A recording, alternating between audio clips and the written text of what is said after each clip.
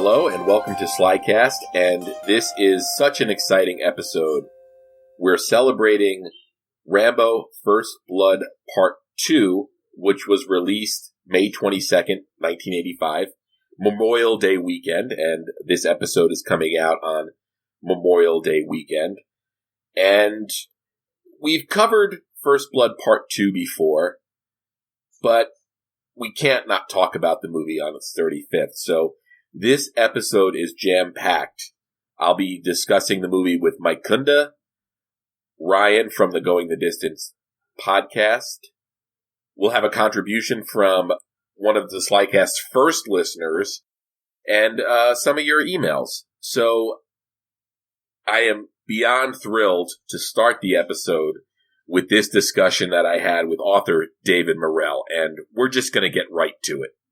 I am beyond honored and privileged to welcome to the show Rambo's father, author David Morrell. David, welcome. Well, thank you. Thank you for inviting me. And if anybody's curious why I'm Rambo's father, I wrote a novel called First Blood, which was published in 1972 and purchased by Columbia Pictures at that time. And that novel adaptation into film went through 4 different studios and 26 scripts, and then eventually was on the screen in 1982. So I have fun calling myself Rambo's father. People seem to, get the joke. Yeah. Seem to enjoy the humor. I got to tell you, I think lots of people are aware of that novel because there are many book circles that I sort of circulate in on the internet, and it's probably about once a week I see somebody post a paperback version of First Blood and says, has anybody read this? Well, it was my first novel, and as I said, it was published in 1972, and today, we're recording this in May of 2020. Today, 48 years later, it's still in print. It's never been out of print, and that's very unusual for a book. So it's been very gratifying. It took me 3 years to write the book, and I was trying to find a new way to write action. At the time, and unfortunately we're getting this again, we have a shot rang out or gun smoke filled the air, even though there's no gun smoke in with modern ammunition. But, there's such a hilarious bad description of action in a lot of books at the time. And as I said, even today. I was in graduate school at the time, and I was doing a master's thesis on Hemingway's style. And I don't write like Hemingway. I don't pretend I'm Hemingway. He was a genius and all that, but you can learn from the best. And what I had begun to realize studying him is that in some ways you could call Hemingway an action writer. The For Whom the Bell Tolls, The Farewell to Arms, 2 major war novels. To Have and Have Not, which is a gangster novel and things of that nature. And I began to realize that he was one of a kind for the way he wrote action, that he had tried to do it in a way that hadn't been done before. And so I thought of that as a good challenge, that in writing First Blood, I was writing what I hoped would be an action novel that didn't feel like a genre novel. And so how to do that? So I was sort of thinking about Hemingway in that goal of how, when I'm writing the action scenes, can I do it in a way that I didn't think was familiar? And I think that's one reason why the book is still in print, because amazingly, all these years later, it's still, it's not like I sit down and reread it every night, but, the way people talk about it, it appears that the book still feels as fresh as back in 1972. Oh, absolutely. And it's one of those rare cases, too, where an adaptation for the screen modified the source material a little bit, but actually worked for the medium. And I know you've talked about, the film First Blood a lot, but that's one of the things I appreciated about the way Stallone at least handled his approach to the character is he knew he couldn't present him the way that you did in the novel. And, sometimes I think Hollywood adaptations aren't faithful enough, or they're too faithful. But I think the adaptation of First Blood I think it kind of lands right in the middle. Oh, I admire that film immensely. Everyone associated with that did just a tremendous job. Now, it's very odd, as you note, because what we have is a film and a book that have almost the same story. I won't go into spoilers, but there is at least one significant difference between the novel and the film. And also, it interprets the character different. My Rambo is furious about what happened in Vietnam and the way he is treated returning. Whereas the character in First Blood, the movie, 10 years later, history having changed, society having changed, he's a victim. And the difference in that theme caused the approaches to reinterpret the plot. But I don't mind that, because as long as the film works on its own terms, I'm happy. And Stephen King once said to me that he thought I'd been treated about as well as a novelist could get treated because he actually recognized the story. Yeah. Which he said in some cases, not all, I don't want to knock the films, but he said in some cases he couldn't recognize the source material he'd written.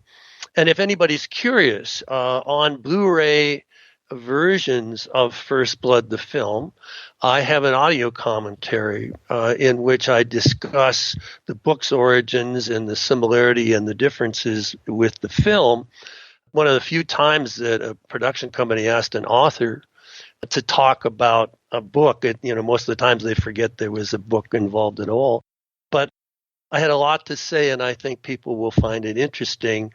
And, it shows my admiration for the film, even though, as you note, they're sort of different. You didn't say this, but it's a metaphor I use. They're different train tracks. Yeah. They're trains, but on a kind of different track. Yeah, absolutely. And I'd say one of the biggest differences was, their structure, of course, but then also the character of Will Teasel. And I thought this might be a good time. I know we recently lost Brian Dennehy. I wasn't sure if you wanted to talk about that character a little bit, and then also Brian Dennehy as a person. Well, I live in Santa Fe, New Mexico, and Brian lived in Santa Fe in the mid-1990s. And I was living here at the time, so I had a chance to speak with him. I was not on set for the first film, so I didn't get a chance to speak to him in that regard, but I found him personally to be an affable, smart man, very friendly. This was in a social circumstance, and I really liked the guy personally. He was big. Yeah. I'm not a big guy. I'm about 5'8", but Brian was big, and I'm also not. I'm maybe 160 pounds, and Brian was probably 190, 200 pounds, big. And like many big men, I'm thinking of John Wayne, he gave me the impression of small feet. That this is not unusual with some big guys, and he, an extraordinary actor. Now, and to slide into the movie, in the novel, what I was responding, writing 1968, 69, 70, 71, I was responding to what I thought was a near civil war that was about to occur in the United States, and anybody who lived then knows what I'm talking about. And those who don't, I suggest you research the Kent State shootings of May 1970, in which student protesters against the war were shot to death by National Guardsmen. And we can get into all the reasons why one and then the other and all this came together and why the Guardsmen might have felt threatened. It's not the point. The point is people were being killed because of the war. Right. And there were in 1968 not 10 riots, not 20 riots, not 50 riots, but several hundred riots in the United States related either to the war or to the civil rights movement, which in its own way was related to the war because an undue proportion of blacks went to Vietnam because they couldn't get the education deferment. Mm-hmm. So what I was responding to was the war coming home. That was my version. And what happens if the Vietnam War occurs in the United States? That was my metaphor. And at the same time, if I was playing right against left, so to speak, so I was playing old against young. At the time, the saying was that never trust anybody if you were young. Never trust anybody over 30. Yeah. And what you had was what was then called the generational conflict, a generational divide in which the young and old had drastically different views about what it meant to be an American and where the country was going. So my police chief had to be older. I saw him as being old enough to be Rambo's father, metaphorically. And Will Teasel had been a war hero in Korea, where he had seen conventional warfare, but Vietnam was like Mars. So when he comes in conflict with Rambo, it's not only a kind of father-son thing, but it's also conventional war against guerrilla war. And with the movie, they became brothers, not father-son. So the movies, and I don't object to this. It's an interesting way to do this. Sly and Ryan were almost the same age. So what you have is it's as if it's in the family, it's between brothers. And so it made it a little different and more physical because, an older father wouldn't necessarily.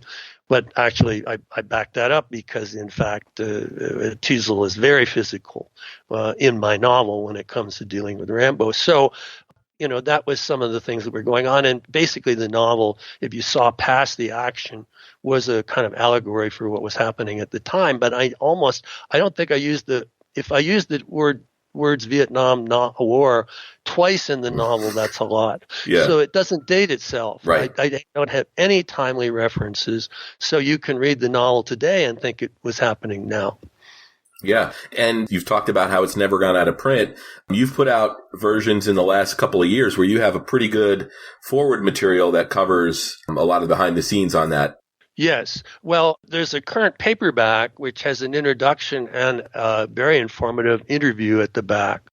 But the editions that I prefer, First Blood, Rambo First Blood Part 2, and Rambo 3, I did novelizations for the next two movies. They were recently, last few years, released by a collector's book company called Gauntlet Press. Right. In editions of 500 signed, numbered hardbacks that had an extraordinary amount of background material in them, which I personally selected from my files. I was a professor of literature.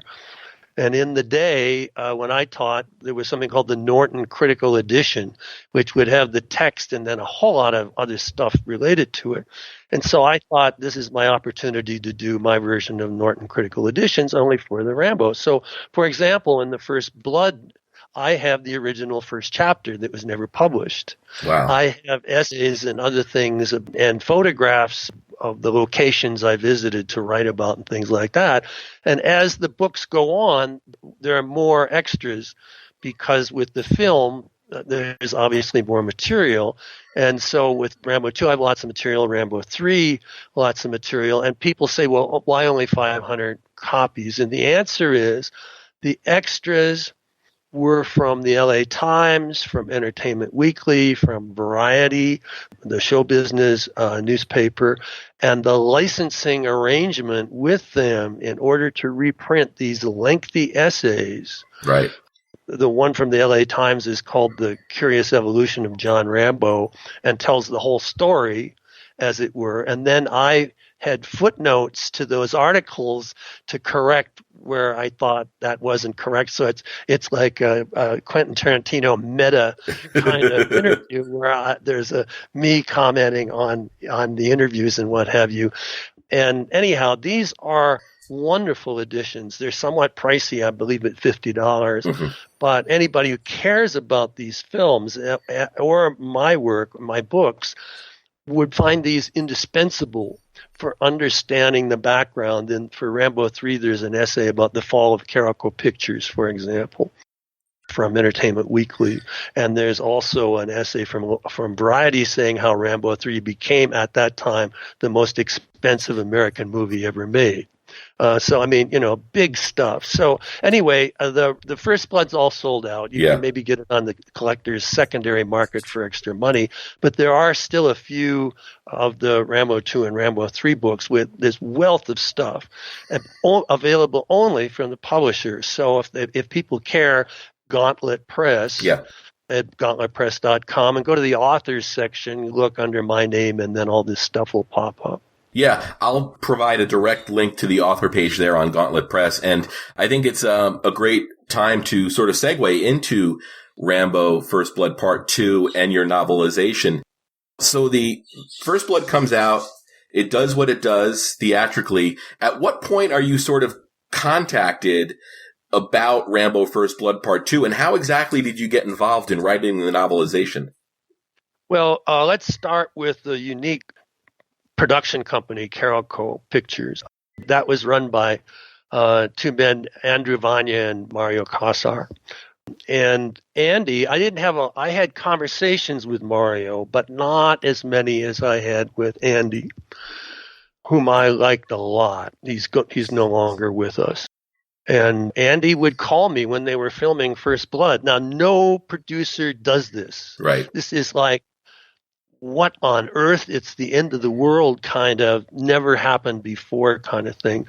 Andy would call me and say, we're prepping First Blood. We're thinking, this was one conversation, we're thinking of moving it from Kentucky, where the novel is set, to the Pacific Northwest. And the reason we're doing that is we're going to film in Canada, and we have a better financial arrangement up there. We can make the film for less money look as good. But we don't want to jump into something without thinking about it. And is there a reason? Imagine the producer acting the novelist. This is unheard of. Is there a reason why the story cannot work if we translate it from Kentucky to the Pacific Northwest? A very valid question. And my answer was, go ahead. There's no reason why it won't. There's no geographical necessity for it to be there. So those were the kinds of conversations I had with him.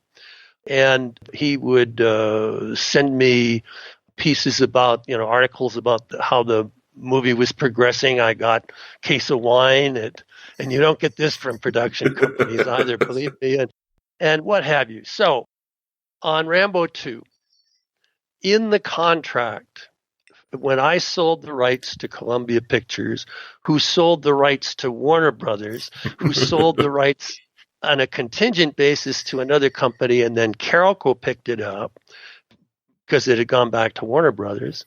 In that Columbia Pictures, it's the document, I have the exclusive rights to create books about Rambo. Okay. No one else could write a novelization.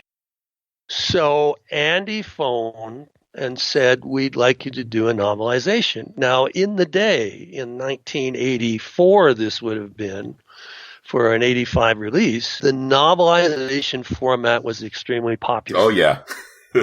And the reason for that was, it's hard to imagine now, but the reason for that was, at the time, you could not readily rewatch films that you were fans of. Mm-hmm. The VHS format was just being released, and these were by and large, you could only purchase them, and they were very expensive. Mm-hmm. I remember buying a copy of the VHS of First Blood in a damn pan and scan format for like $40. Yeah. And I had to go to some effort to buy it.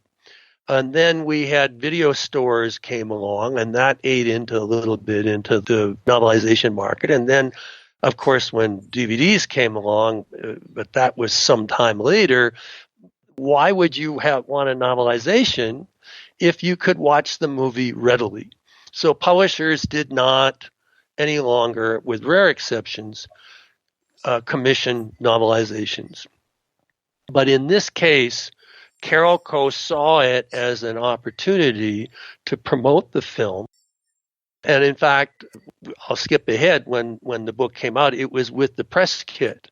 Wow. So the book, along with the press kit, were handed out to all the journalists. These guys were real smart. Mm-hmm. So Andy said, "You're the only one that can do it. We want you to do it." And I said, it wasn't a respected format. Basically, the rule was that you got the shooting script and you didn't vary from it. Mm-hmm. And basically, you described a lot of stuff and you described a lot of interior, this is what they were thinking, but the dialogue and the action had to be verbatim as it was in the shooting script, which is sort of like writing as a photocopying machine. Yeah. And I really wasn't interested. And then he sent me the script, which was, it's been a while since I looked at it, but my recollection was it was about 86 pages. And scripts have a lot of white space, but this had a lot of white space. And it had lines like, now, I don't know what the reading script was, but the shooting script had lines like, Rambo jumps up and shoots this guy, Rambo jumps up and shoots that guy. So I said to Andy, I don't think this is for me. And then they said, we really need this. And they were offering 15 cents on the dollar for me to write this. So whatever they made from the book, if they made, we'll use a small fee like $100, I would have got $15. Mm-hmm. Well, that simply wasn't worth my time. And so I said no. And then they came back with 25%, and then they came back with 40%, and then they came back with 50%. And then they came back with 85% that I would keep. And they would get the $15 or whatever. And I still hesitated because it was not a respected form. And one morning, it's fun to reminisce about this. One morning, the doorbell rang as I was getting ready to go to class. I said I was a professor, and it was FedEx, the start of, home delivery of that sort. And there at 8 o'clock in the morning was a videotape of a promo they were preparing for Rambo First Blood Part 2. And so I had time before I went to class, and I popped it in, and it was Rambo's helicopter attack on the POW camp and shooting the towers and Jerry Gold. I love Jerry Goldsmith's music and everything, Uh-huh. And Jerry's music is booming away, and Rambo jumps out of the helicopter, and he's got it's a smaller version of the submachine gun, of the M60. Actually, I think the M60 is a full machine gun. Mm-hmm. So it was done, and I went upstairs, and my wife was feeding the kids to go to school, and I said, this is going to be a big movie. So I started thinking a little bit more about this, and I got back to them, and I said to Andy, all right, I've got two issues. One is I can't be hampered by this photocopy thing of I'm just going to copy, Rambo jumps up and shoots this guy. I just don't know what to do with that. So I said, I need the freedom to interpret the story. And one example would be that in the movie, it's alluded to very briefly, you really have to pay attention, that this is the POW camp Rambo escaped from that set up the novel and the movie First Blood. Right. So that's it. You wouldn't know from anything in the second film that he was going back to the prisoner of war camp from which he escaped. And surely to God, he would have some emotional reaction. Surely there'd be some trauma that he was reliving. And so I said to Andy, this needs to be explored. It's not in the movie, but I want to dive into it. And there were other examples. And then I said, but even then, I don't know if there's enough here for a book. Do you have anything else I can rely on? And that's when the glorious announcement was made that they had commissioned a script by James Cameron. Okay. Which was not used. All right. So why wasn't it used? It's almost the same story. If you compare the two stories, they're almost the same. But in Cameron's version, the two significant differences are that Rambo is seriously psychologically disturbed. It begins in a mental institution where Rambo is in a dungeon where he keeps knocking out the lights in his barred cell. And the guard says to Troutman, who in the first scene visits him, the guard says he thinks he's the fucking Prince of Darkness. Well, so the second thing was that Rambo in the Cameron script had a sidekick. Yeah. And this sidekick almost certainly, I mean, you won't find any confirmation of this, but almost certainly it was going to be John Travolta. That's what I've read, yes. Because Sly had directed Travolta in the sequel to Saturday Night Fever, yeah, Staying Alive. Staying Alive. And I guess they got along. I mean, it's impossible to read the script and not say that's Travolta. And when the movie got made, Travolta, or the sidekick, whatever, he was young, he was sort of playing it for laughs. Rambo had to help him along. He was cute, and all that disappeared. So I said, all right, I'll do the novelization, but this is what I want to do. A third of it will be Cameron, because there's wonderful stuff in this script, particularly the opening in the mental institution. Also, Cameron does not explore the fact that Rambo's going back to the POW camp where he escaped from. So I said, also, there's a lot of stuff I want to add, so that probably when this is all done, the novelization will be 1/3 shooting script, 1/3 Cameron, 1/3 me. And they said, fine. So I wrote the novelization under a lot of duress because this had taken a long time. I had to write it between Thanksgiving and just before Christmas in order to meet the publishing deadline. I was teaching at the same time. Oh, wow. But it was so wonderfully creative because now we're no longer dealing with this disrespected format. This is now what a novelization could be if you were faithful to the movie, but you were faithful to everything else around it. And the novelization was on the New York Times bestseller list for 6 weeks. So, I mean, I really had a lot of fun doing it. I look back on it with pride, but there was the problem of the fact that maybe we should say it, Rambo dies at the end of my novel. Yes. And he died at the end of the first cut of First Blood, but a test audience said, no, we want him to live, so they reshot the ending and he lived. And then the producers told me they had not thought about sequels, but holy cow, now they could have them. Yeah. So I was in this quandary, and finally a novelist friend of mine, Max Allen Collins, perhaps best known for The Road to Perdition, and his Dick Tracy comic strips. Yeah, I know him from the Quarry books. Okay. Yeah. So well, Max is a great guy, and he lived in Iowa, and we crossed paths, and he said, it's simple, David. Just have a note saying in my novel, Rambo died in the movies he lives. Okay. Easy peasy. Easy peasy. So that's what I did. Oh, that's great. So let's fast forward to the movie coming out. And so you had background knowledge of what was going to occur in the script, but what was your initial reaction when you sat down and watched it in the theaters? Well, it's a fun movie. Now, we have to realize that the Rambo of my novel is different from the Rambo of First Blood, the film. The Rambo of 2 and 3 is different from the Rambo in First Blood, the film, and my novel. The Rambo in Rambo 4 is closer to my novel than any of the films. Yeah. And the Rambo in Rambo 5 bears no resemblance to any Rambo that I recognize. Yeah. So there are lots of Rambos.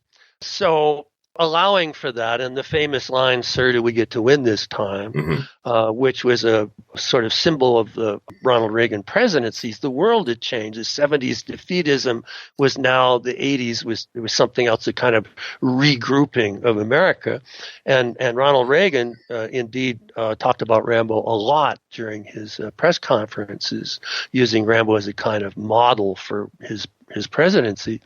Well, anyway, the film, I just loved the hell out of it. It was so funny. It's like Indiana Jones in the sense that it resembles a Saturday afternoon serial, where every 5 minutes the hero seems like he's going to die, but he somehow gets out, he's rescued, whatever. And I mean, the fight in the helicopter sort of reminded me of fights on stagecoaches in westerns. Yeah. And with Rambo with the knife and the bow, it's a Tarzan movie, and so it's kind of Tarzan and a western, and it's just one of the great action films. With a lot of humor. It's not realistic by any stretch. And I'll give an example. I was at Fort Bragg, which is where special forces are based in part. And I was speaking to an instructor there, and he said they just thought that movie was hilarious because Rambo's in the helicopter and he pretends that the helicopter's in trouble, and the big, massive Soviet helicopter shows up, and Rambo has this rocket launcher that he raises and he fires through the open canopy of his helicopter and blows the other one apart.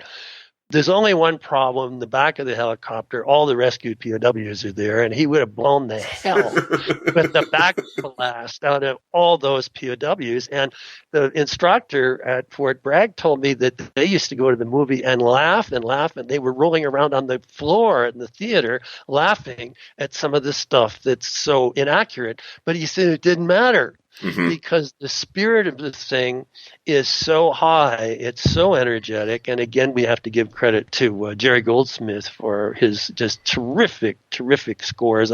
Jerry never did a bad score. No, not at all. And it's funny, David, one of the other conversations I had for this episode, we kind of determined that this is the version of Rambo that everybody parodies. When you see it referenced, this is the one that's in a lot of people's minds.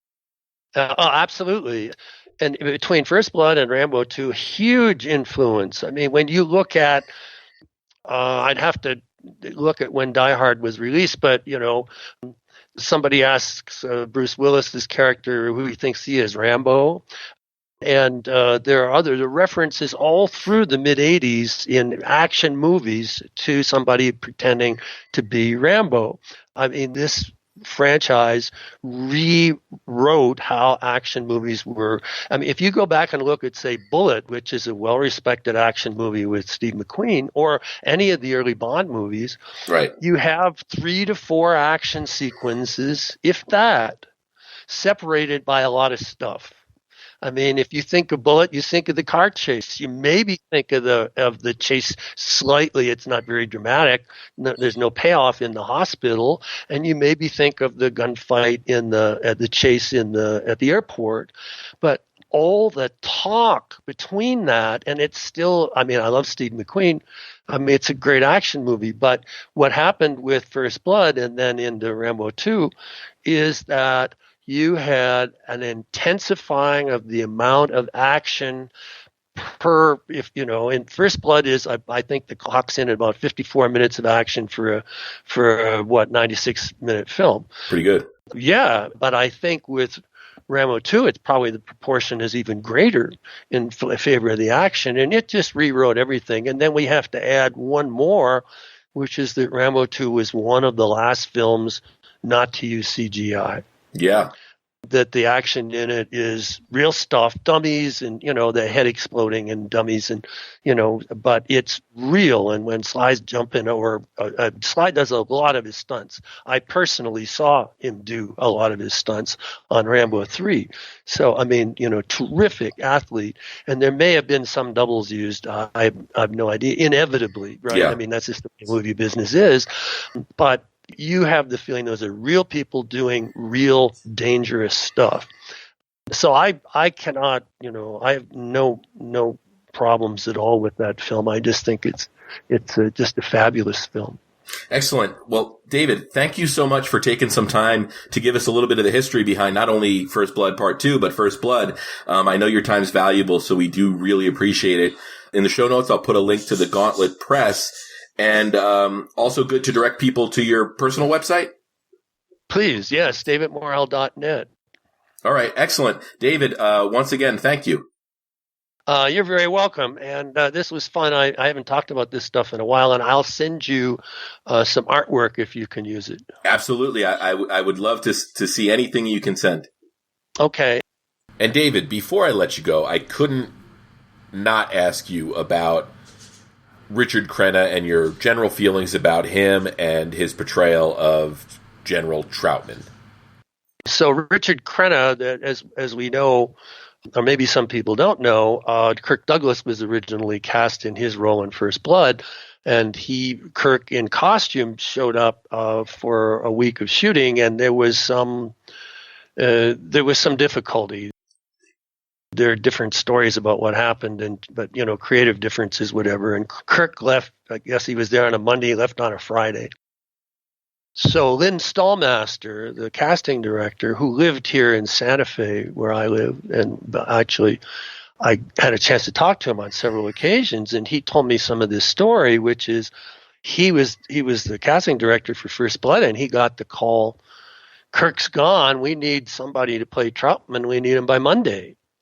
And so there was Lynn, and what they needed was somebody who was steady, who would be able to step in, a true professional, and who wouldn't be temperamental. I'm not saying that Kirk was, although were some stories, but I don't want to get into that, whether that's true or not. But they needed somebody who, under great stress, would be steady. Mm-hmm. So the deal was made like Sunday afternoon. I think Richard may have been reading the script on flying to Vancouver, because the film was filmed outside in British Columbia. Mm-hmm. So, he was playing catch up, and I think that added to the performance in First Blood, because he was sort of neutral. Was he cheering for Rambo? Was he, who was he? In my novel, he sees all this as fascinating. Mm-hmm. He taught this guy, and then all these National Guardsmen and all, and in the back of his mind, he's sort of thinking, I could handle this. And the system in First Blood destroys Rambo. That's the part of the allegory, and mm-hmm. there's some discussion about that theme in First Blood between Brian Dennehy and Richard. All right, so now we get to Rambo 2, and now he's sort of in the role more, and there's a moment at the end that I really admire, where Rambo has gotten the POWs back, the helicopter has landed, he's jumped out, he's got the weapon, and Troutman blocks Rambo's entrance into the hangar. And Rambo looks at him, and Troutman looks back at him.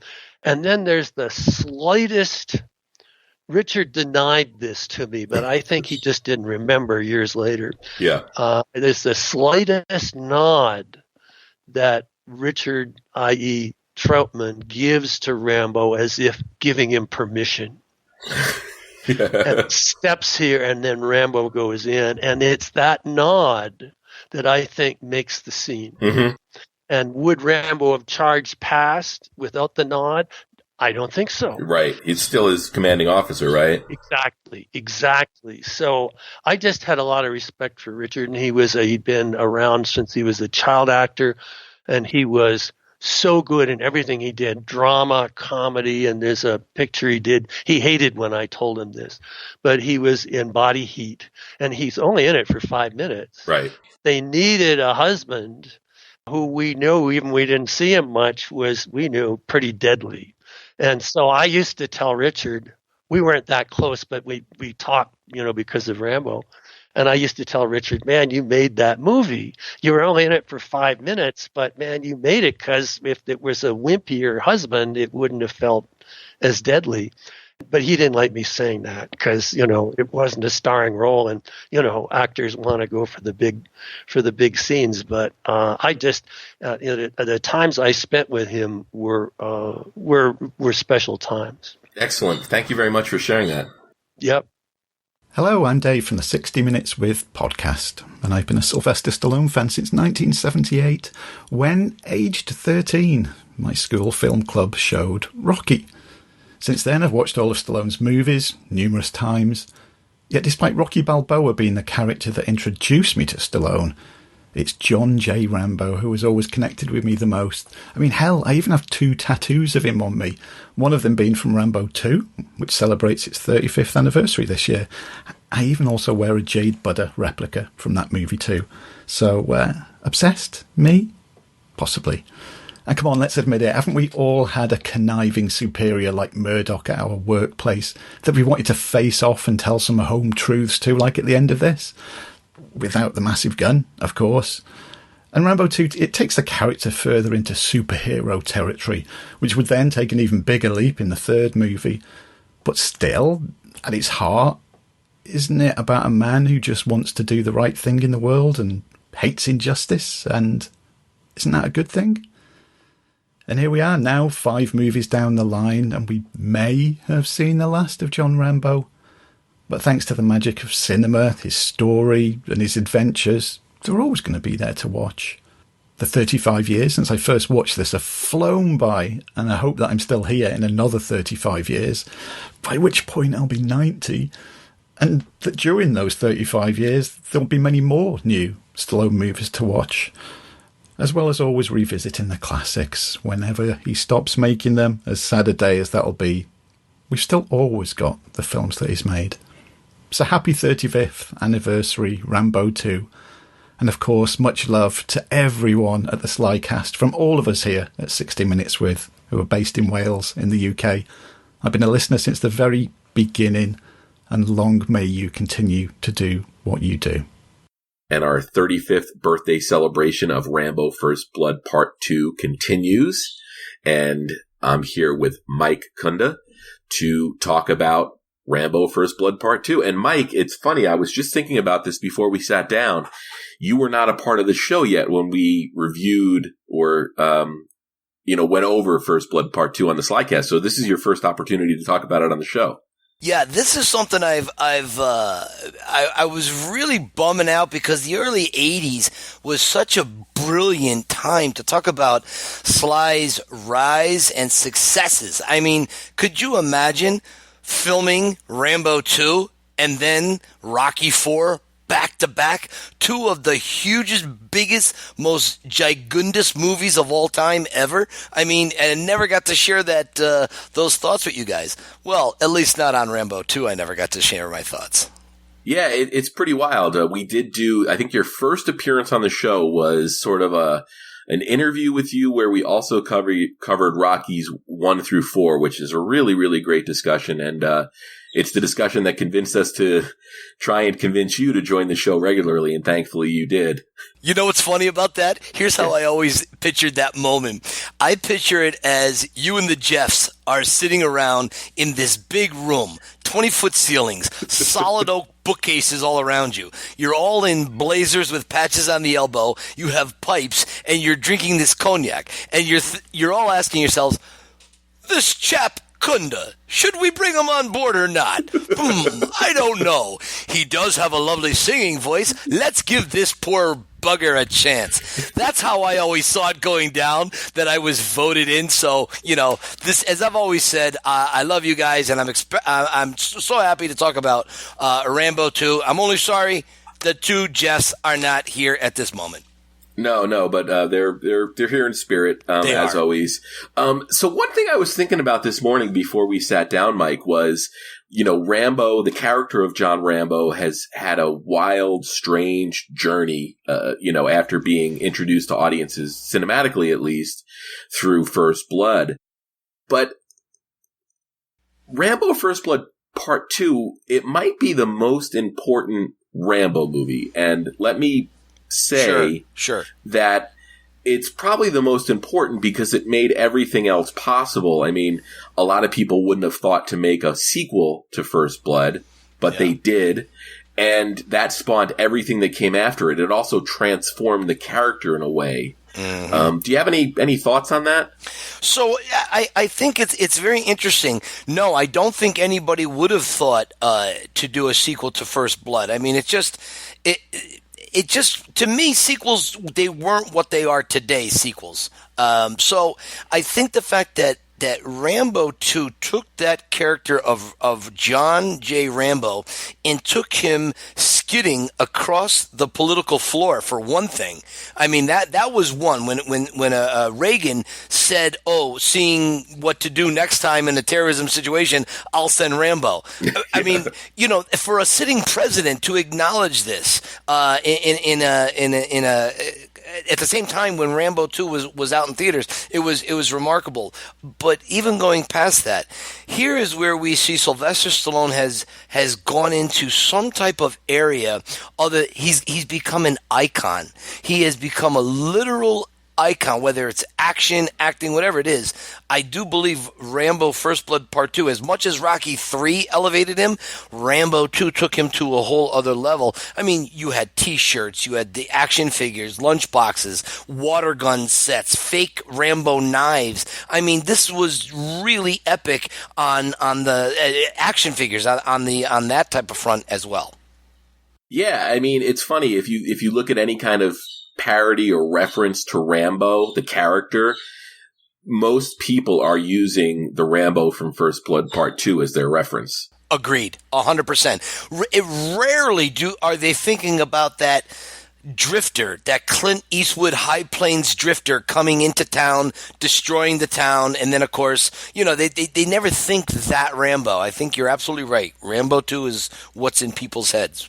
Now, do you recall seeing Rambo 2 or First Blood Part 2 for the first time? Absolutely, vividly. It was a Friday night, and it was 1985 in high school. I think it was a junior. I was a senior. I'm sorry, I was a senior, and so when it came out, I had gone with a friend of mine, Mark Colarossi. He's a guy who's 6'10", and both of us, we had no girlfriends. No girls would go on dates with us. And so what we did, we went and got a pizza before the movie, and we sat on the hood of my mother's car, and we ate the pizza, and then we walked over to the movie theater, and it was sold out. I mean, it was unbelievable. Yeah. And it blew us all away. I mean, the cheering, the screaming. I mean, you don't see that in movies then. And I tell you, you really don't see it that often in movies today. I've seen it only really Rocky 4. I've seen it. Rocky Balboa, I saw it. I saw it in the last Rambo, not Last Rambo, Last Blood. I'm sorry, I meant the fourth Rambo. That you really saw it, and the Star Wars movies. People were so into this, literally believing this John Rambo was this one-man army. We really had never seen anything like it. I mean, it was a reinvigoration of the action genre, I think, as far as films go. Oh, absolutely. And I think one of the main things to key in on here is, I've stressed it a lot on this show before. It's a theme that we've talked about a lot, but it's the fact that Stallone, as a filmmaker, as a creative type, knows what to give audiences. I'm not going to say he's done it consistently, but for the most part, his batting average with delivering product that's going to connect with an audience is very, very high. Very much so. Very, very much so. He really, really gets it.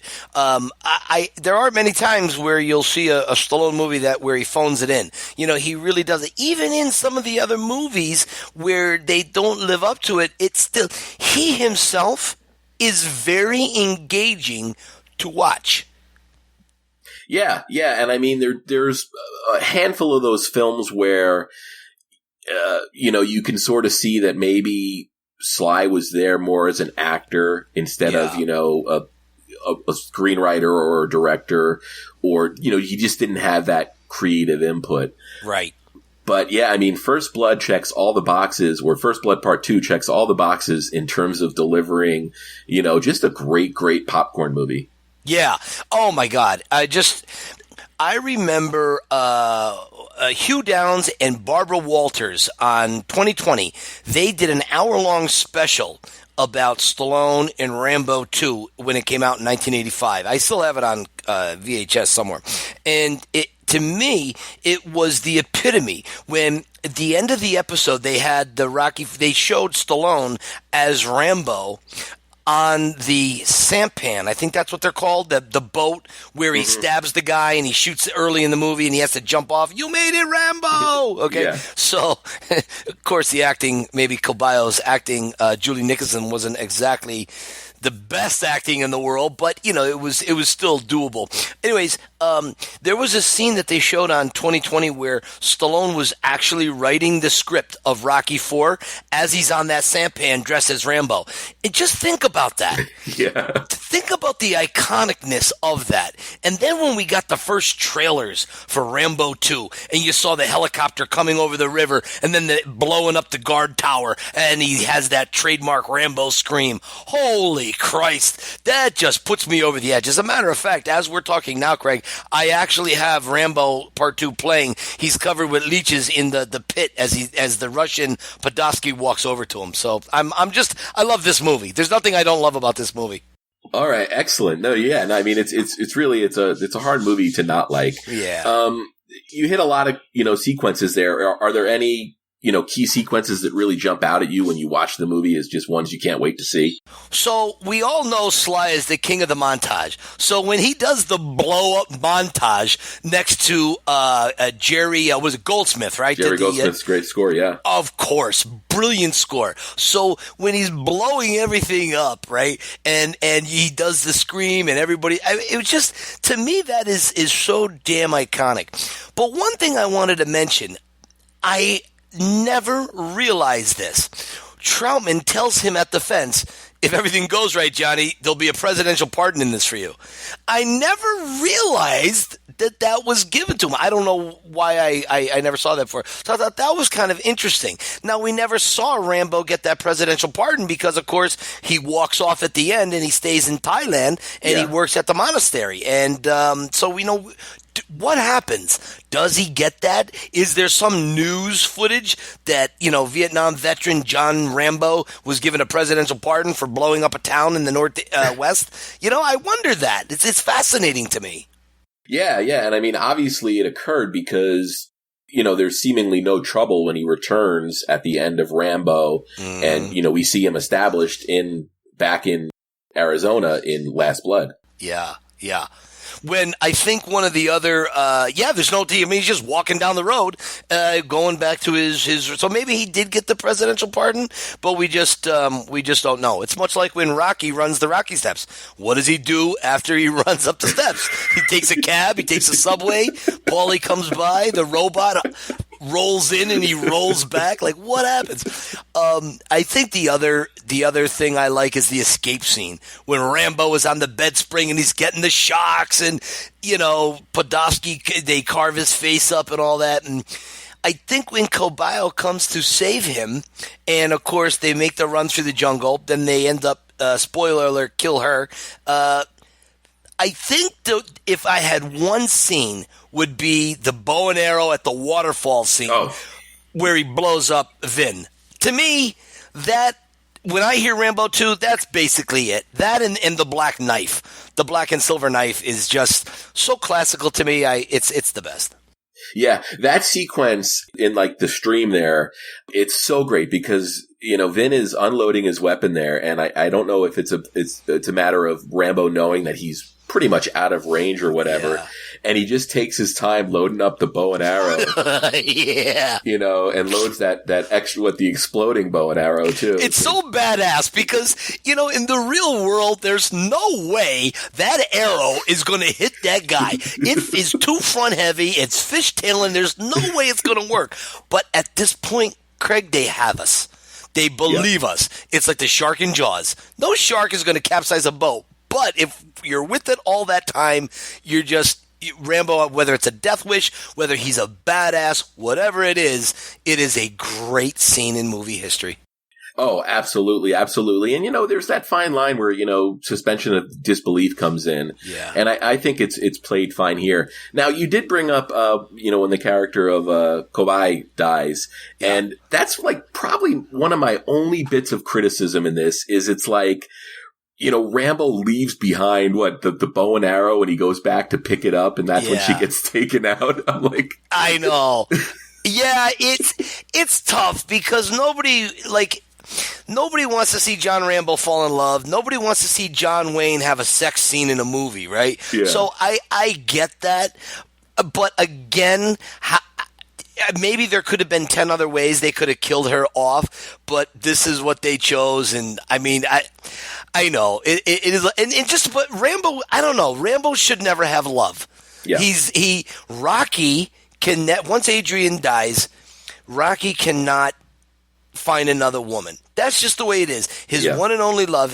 The rules of Cosmos will say Rocky cannot get another love, and I just don't think Rambo should have love either. I don't think he was made. His mission on Earth is not for love. It's for war and fighting. So that might be a little cheesy, corny on my end. Maybe people would disagree with that, but I don't know. That's how I always saw it.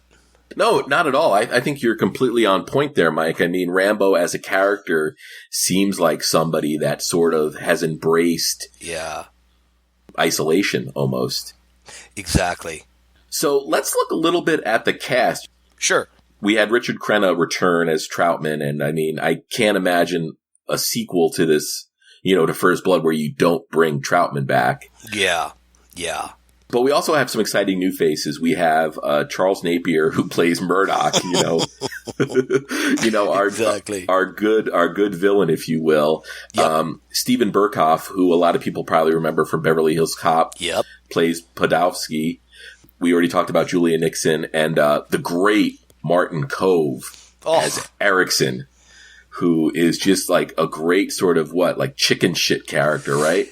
I tell you what, I'm going to digress here for a second because I have a great Martin Kove story. Mm-hmm. So I was doing a Rocky gig, and I was at one of the Comic-Cons in Philly, and Kove was there signing. And it's kind of weird because he doesn't have anybody around him. He's got to set up his own table. He's got to charge for his own pictures. You know what I mean? Yeah. And it's kind of like a little cheesy. Martin Kove is probably one of the nicest men I've ever met in the Hollywood business. When I was all done, I went over to him, and he saw me dressed as Rocky, and we had this great thing. And so we're talking for about 15, 20 minutes, and obviously Karate Kid. And then I started segueing into Rambo and Erickson and all that, and how he said he and Stallone had really hung together in their early days. They had been such good friends that it really was a good teaming. He felt it was one of his prouder moments in movie history. So at the end of this talk that we had, right next to him was Johnny Lawrence. Okay? Oh, yeah. What's his name? Billy. Oh, goodness. Whatever his name. We all know who he is. So, so Cobra Kai. So we're talking back and forth, and he takes my camera, and we took a picture together, me and Martin Kove, and it was him, the bad guy from Karate Kid, the blonde-headed kid. What was his name in the movie?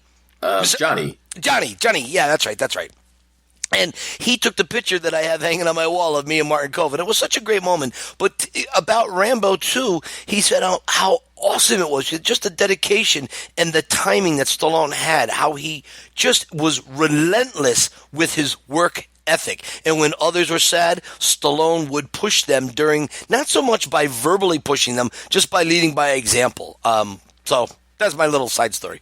No, and that's excellent. Thank you so much for sharing that. And I know that they had a little bit of history together because they were together in Death Race 2000, and I'm not sure how much actual on-set interaction they had, but that's always a connection you trace back. Crazy. Yeah.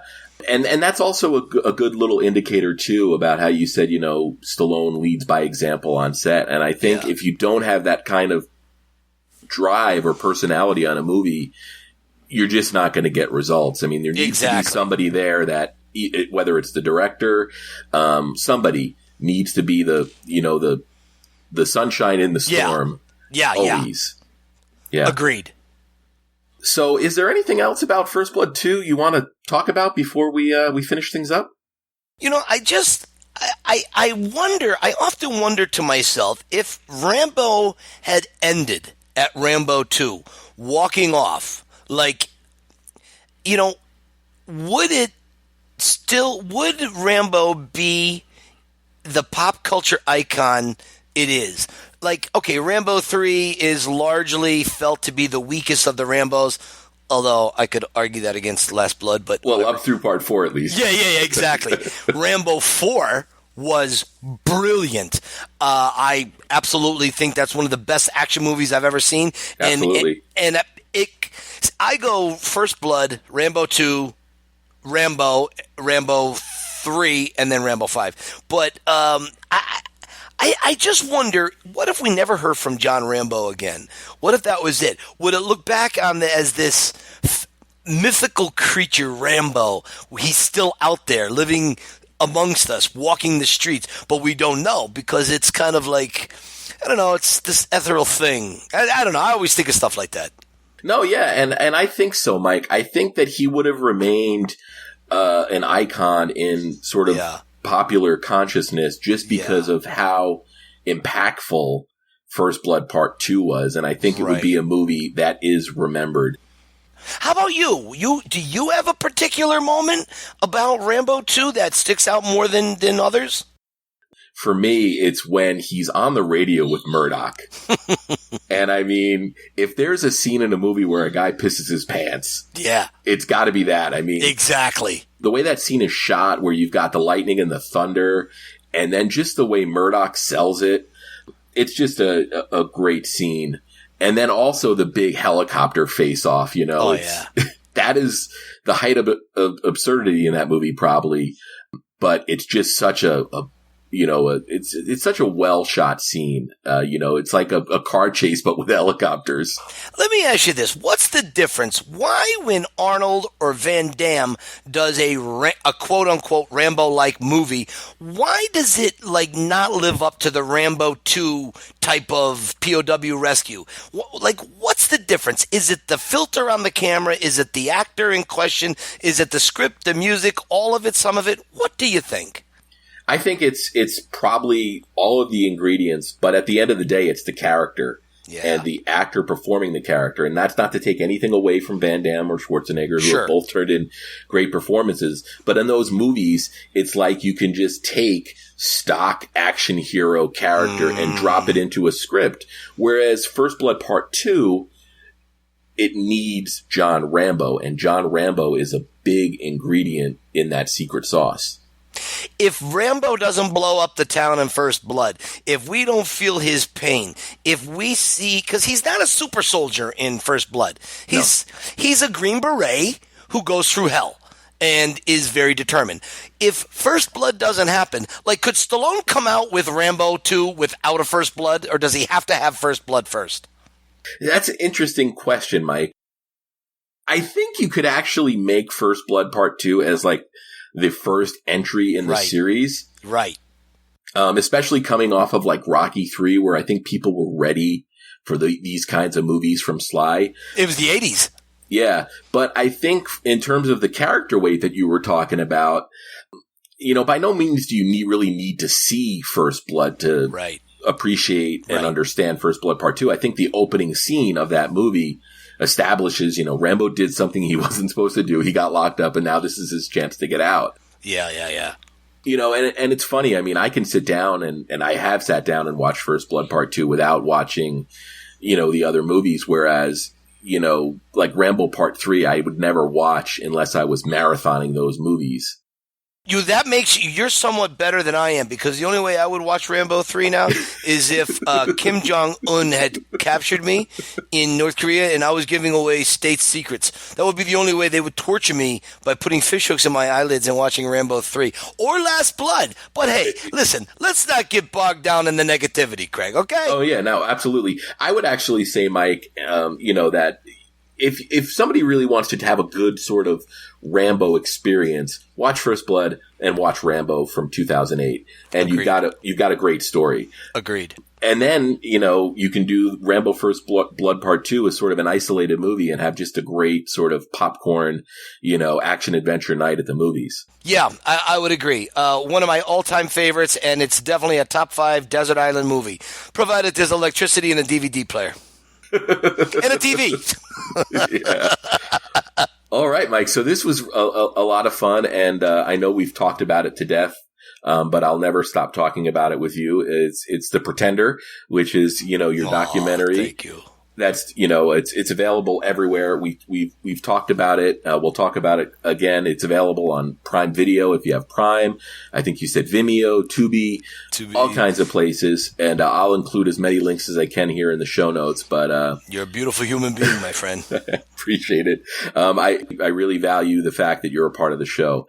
Aside from The Pretender, is there anything else? I know we're kind of still in a weird time as a country right now, but is there anything else you have going on? You remember the scene in Die Hard 2 when John McClane has to light the flames on the runway for the planes to land? Yeah. And they're all circling, right? They're all just circling. Yeah. So I'm just waiting to get to Philly and do my tours.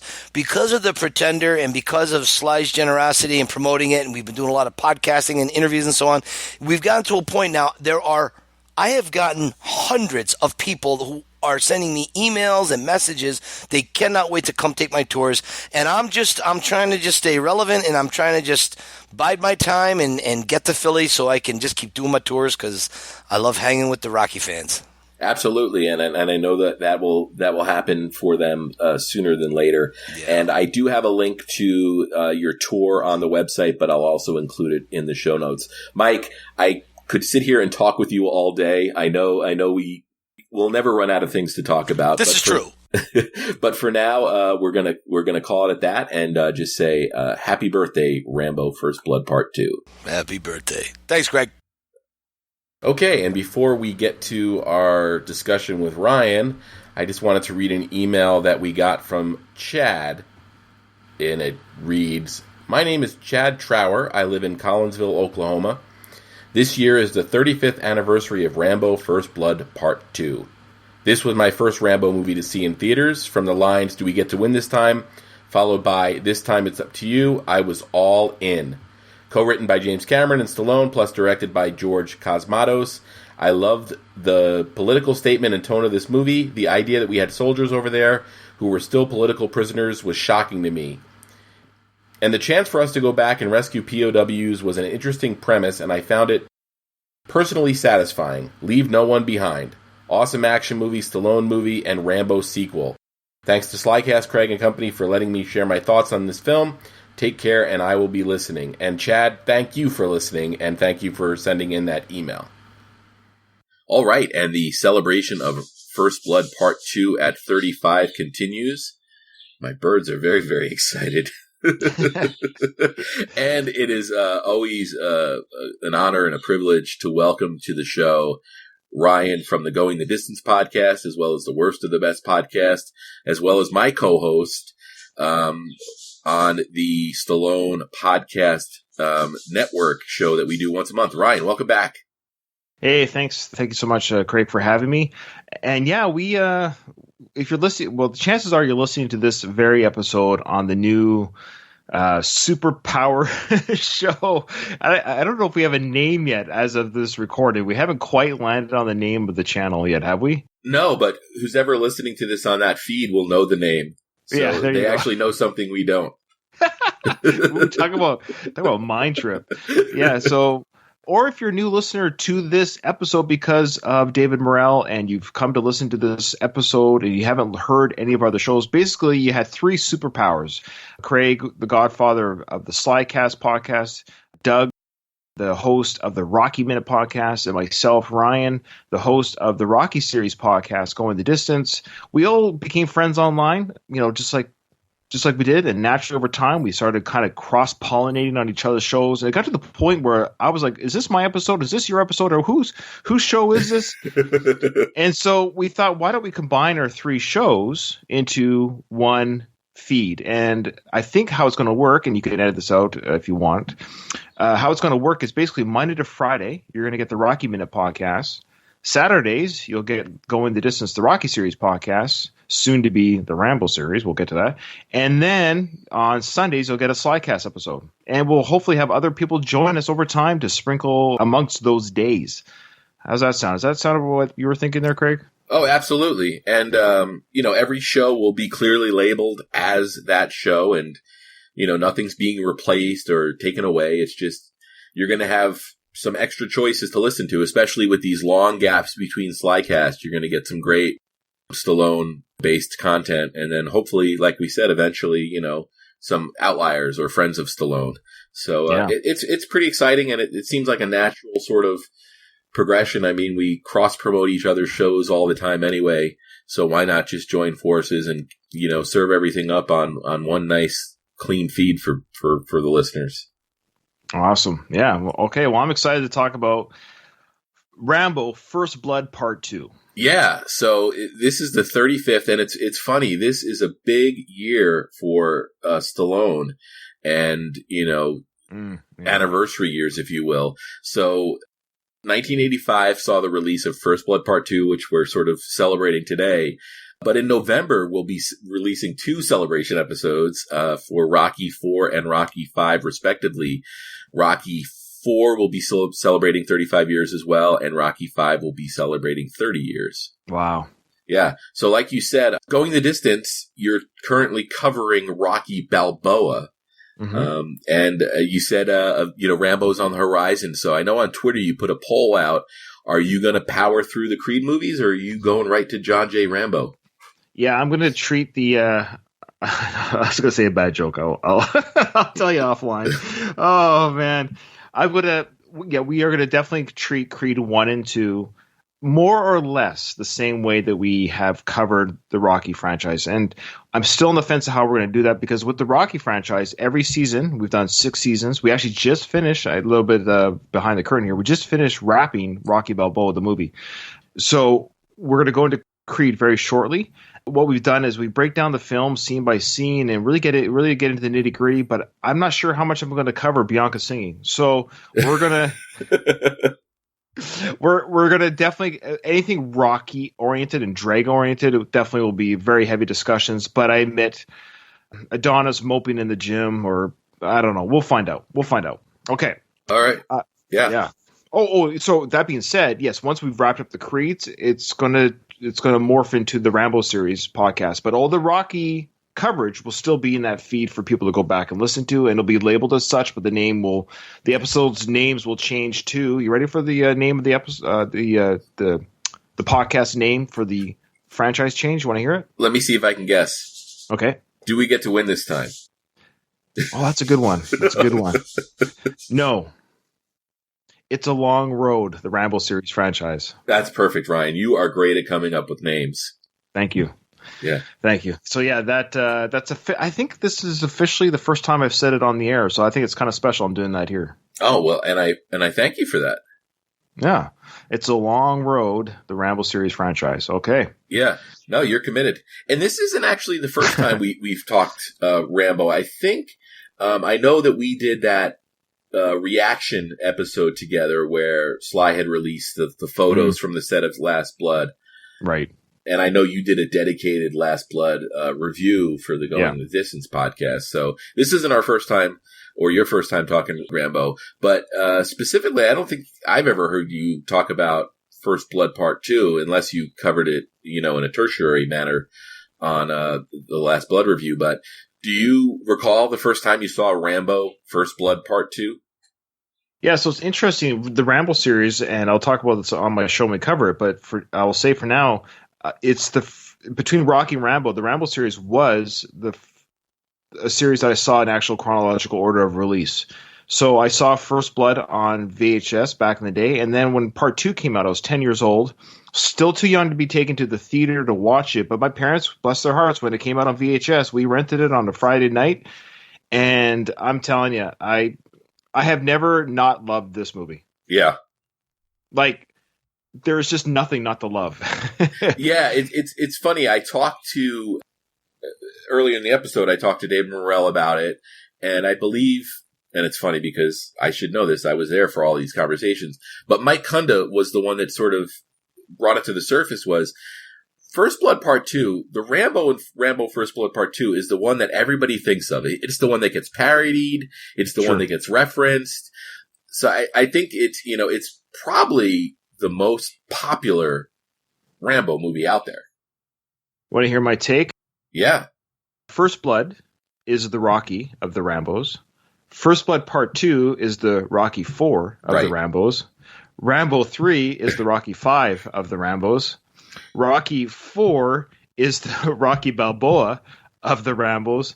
And Last Blood is the Creed franchise. I kind of like that analogy. I'm not too sure about the Creed connection because I know the Creed films have been polarizing, but I don't think they've been nearly as polarizing as Last Blood was. It's hard to actually pigeonhole Last Blood with another one of the films, but that's kind of how I see the Rambo films. Yeah. No, that's a great analogy, and it's interesting because you can imagine that Sly was in a certain headspace when he made this and when he made Rocky IV, considering they were, I don't know how close the productions overlapped, but I do remember my conversation with Mr. Morrell where he talked about, it was Kunda talking about there being a 2020 special where you saw Rambo or Stallone in character or in the getup on the set of First Blood Part 2 writing notes for Rocky IV. That makes sense because he has shorter hair for 4. Yeah, so I can imagine that the headspace that Sly had to be in there to sort of juggle his two big babies. I can imagine that those occupying certain similar headspaces and kind of hitting similar notes. I mean, you could say that 1985 is the year that Stallone single-handedly defeated communism. Yeah, absolutely, and started the Taliban. We'll get to that. That's Rocky. That's Rambo 3. My apologies. We'll get to that when we celebrate Rambo 3. My apologies. Sorry, spoiler alert. My apologies. So, what exactly is it about First Blood Part 2 that really resonated with you? Oh, man, really quickly. I know we've already eaten up a lot of time here. Right away, of course, Stallone's physique, his absolute brutality, everything from the opening scene that he's in prison. I remember just that opening scene in prison, and this is before I watched things on the internet, of course. It's 1985, so there's no spoilers. The fact I saw my character, the character that I love from First Blood in prison, I was just like, oh my goodness, how is he going to get out of this? And then Troutman, and then their conversation at the fence, and do we get to win this time? And there's a part of me is like, yeah, because he lost in First Blood, just like Rocky did, And so it was an amazing idea that we got to unleash the Rambo, and and then just everything with the girl, Poe, was her name Poe? I can't remember. Kobai, yeah. She's hot, by the way. Yeah. Just everything, the betrayal from the U.S. government, the hiding out in the mud, the explosive bow and arrow. I mean, the explosive arrows. That just, as a kid, I was 10 years old when I saw this. My mind couldn't fathom exploding arrows. It was the superhero Rambo films, and I ate it up as a child. And of course, I can look at it as a 44 adult, and I can see whatever the silliness may or may not be. Yeah. I don't care because the 44-year-old Ryan is enjoying the film because 10-year-old Ryan did, and I don't want to take that away from my childhood experience. That this movie was just the right amount of awesome and pre-CGI. I just love how this movie is. It ages in some ways because it is 85. Yeah. But it doesn't age in a lot of ways because of all the practical effects. Yeah, and it's funny. We talked about it earlier in the episode, but one thing about CGI, and like any other tool in a filmmaker's tool belt, it has its time and place, and I'm sure it saved a lot of time and maybe even some lives. Rambo First Blood Part 2 did lose a production member in an explosion. But the thing about practical effects to me is you watched it on screen and your eyes knew that what you were seeing was really happening. Somebody was getting thrown 25 feet in the air due to an explosion or a car was really rolling. And in CGI, your mind is processing what it's seeing, but it knows it's not real. And that somehow, that takes away a little bit. It's really kind of interesting who handled this film. George P. Cosmatos. Yes. A really oddly career that he had. He's passed away a while back. Yeah. But he's directed two of my favorite films, Tombstone and Rambo Part 2. Yeah, and not to speak ill of the dead, but it's also possible that he didn't really do too much directing on either one of those movies. I know. That's what's amazing. This guy has such his name is attached to two incredible films, but rumor has it, of course, probably Sly directed a lot of Part 2, Rambo, and Kurt Russell on Tombstone. So who knows? But to me, I find it kind of funny. Kevin Jarre was one of the story writers for First Blood Part 2. Also wrote Tombstone, didn't he? Yeah.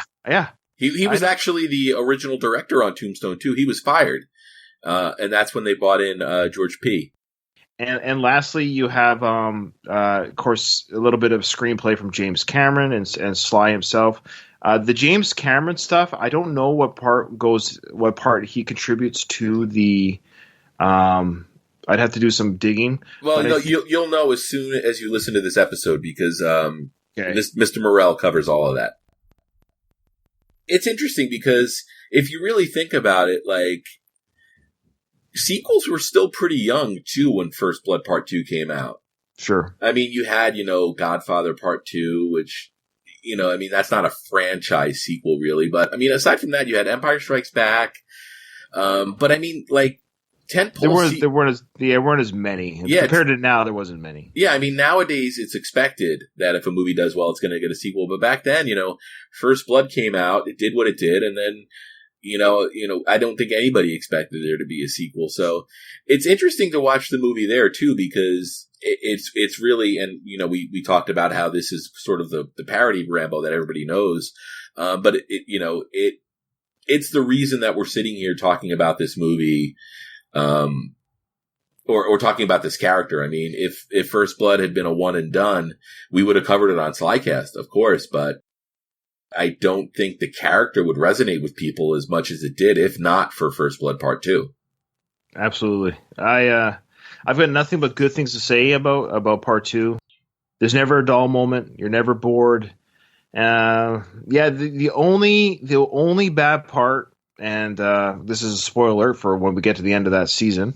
The weakest part of the whole film, unfortunately, was Sly's delivery of the Rambo speech at the end of Part 2. For whatever reason, in First Blood, amazing. Well, blood over me. Yeah, I don't see your legs. It's amazing. And then, but then when he's talking to Trout, I want what they want. Yeah. I know. And it's just like, okay, oof. It's a little bit of an oof. I got to admit, it's pretty bad. Sly is a great macho man. He just exudes testosterone, and I love it. Masculinity, I love it. That's why you go to these films, especially in the 80s. Like, I'm not going to lie to you, as a 10-year-old kid, of course, I worshipped him. He's a god to me, right? Yeah. He took on an army, and he had the physique of a Greek god. And of course, as a kid, this is amazing. Because I was into wrestling back then too, right? So all these men with the big muscles and everything. That's as kids, you're just like blown away by human beings like this. But I admit, I think even as a kid, I was kind of like, oof, that was a little bit weak. And then he walks off, and I'm like, where's he going? Like, does he have any supplies? Or is he coming back? Is he just going for a walk, or is he going to come back and get his stuff? I don't know where he's headed. So, anyways, we find out that he goes to some was it Thailand or something? Thailand, yeah. The stick fight with people. But, anyways, we're getting ahead of ourselves. But that, to me, was the weakest part of the film. Other than that, it's I give it a 9.9 out of 10 for fun. It's a great film. All right, so you said the scene you're least likely to be excited about when you're watching the film. What's the scene that really gets you pumped when you're watching this movie that you can't wait to come on? Oh, if you don't say this is your scene, then you're lying. You're not a Rambo fan. It's the freaking part where he's standing on the cliff, and that guy, the Viet Cong guy, is shooting at Rambo. For whatever reason, every shot to me, he's just a bad shot. The weapon's misfiring. I don't know, but he's not. Do you think he was out of range? No, that wasn't that. What, the bolt's out of range, but the arrow's not? Come on. I love it. It's almost like Rambo just kind of knew, like, oh, if I get shot, I get shot. I mean, it would be kind of embarrassing because I'm doing this in real slow motion, but. That to me is the best scene in the film. If you don't think that's the best scene in the film, I don't know what Rambo film you're watching. Yeah. And then right after, that cannon, that barrel of gasoline explosion drops on the cliff, and then of course Sly or Rambo jumps off that cliff, that great stunt with the fire behind his feet. So you have that segment right there between him taking out that guy who shot his girl, right? Yeah. And then the explosion behind him from the helicopter above. That sequence alone is worth the price of popcorn. Yeah.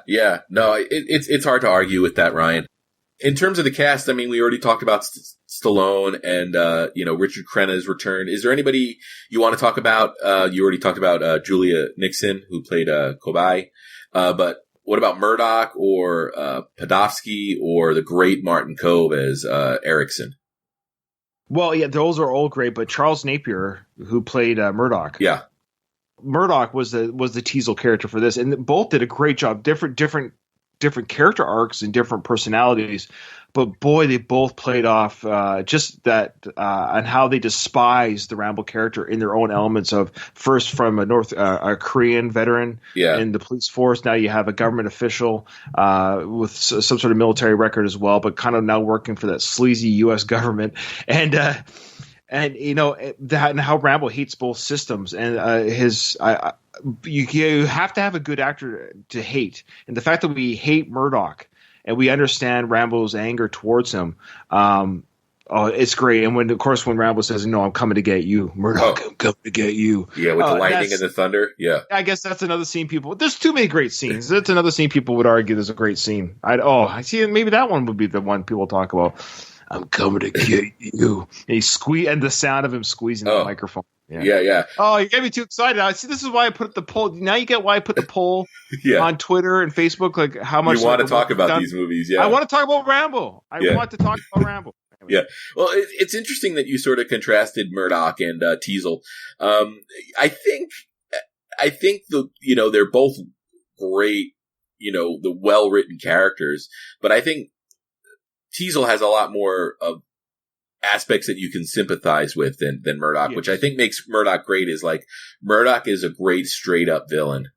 Yes. Yeah. There's nothing to like about him. He's a greasy car salesman. Yeah. And then he's got that great henchman in Martin Kove. So, in Erickson, who I think I referred to earlier in the episode as like the great chicken shit, just a great character. So yeah. Also co-starred with Sly and Death Race 2000. Yep.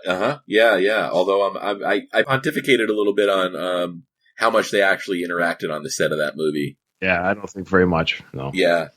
But I mean, this is a great popcorn movie. I mean, like you said, it's hard to not watch this movie and enjoy it if you're able to, disconnect the parts of yourself that you need to disconnect. But this movie, it did exactly what it was supposed to do.